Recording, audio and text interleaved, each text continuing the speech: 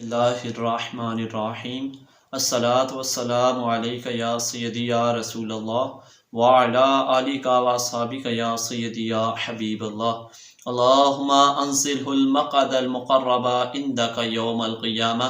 آج میں آپ کے سامنے نصیحت نمبر 35 بیان کروں گا، جس میں یہ حکم ہوا ہے کہ علماء کرام اور حکماء کے پاس بیٹھا کرو۔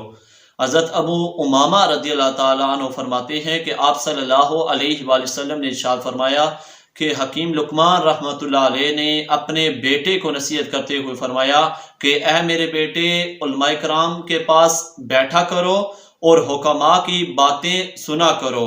اللہ تعالیٰ دلوں کو حکمت کے نور سے اس طرح زندہ کرتا ہے جیسے موسلادھار بارش سے زمین کو زندہ کرتا ہے۔ اس جگہ حکیم لقمان رحمۃ اللہ علیہ اپنے بیٹے کو دو باتوں کا حکم دے رہے ہیں، یعنی دو نصیحتیں کر رہے ہیں۔ پہلی نصیحت یہ کہ تم علماء کرام کے پاس بیٹھا کرو۔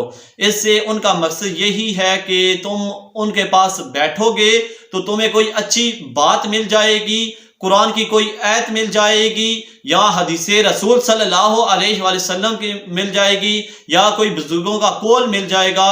یعنی جب بھی تم علماء کرام کے پاس بیٹھو گے تمہیں کوئی نہ کوئی اچھی چیز مل جائے گی۔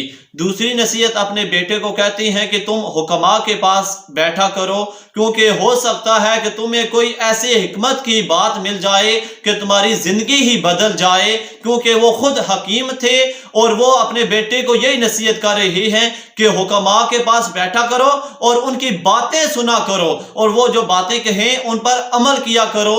تو ہو سکتا ہے جس طرح حکمت اللہ تعالیٰ حکمت کے نور سے دلوں کو بھر دیتا ہے، جیسے زمین جب سوکھی ہوتی ہے اور بارش ہوتی ہے تو اللہ تعالیٰ اس زمین میں سبزہ پیدا کرتا ہے، اسی طرح حکمت کے نور سے اللہ تعالیٰ تیرے دل کو نور علی نور کر دے گا۔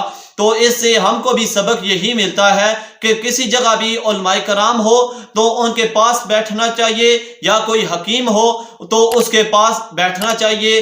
ہو سکتا ہے کہ ہم کو کسی عالم سے اچھی بات مل جائے یا کسی حکمت کی کوئی بات حکیم سے مل جائے۔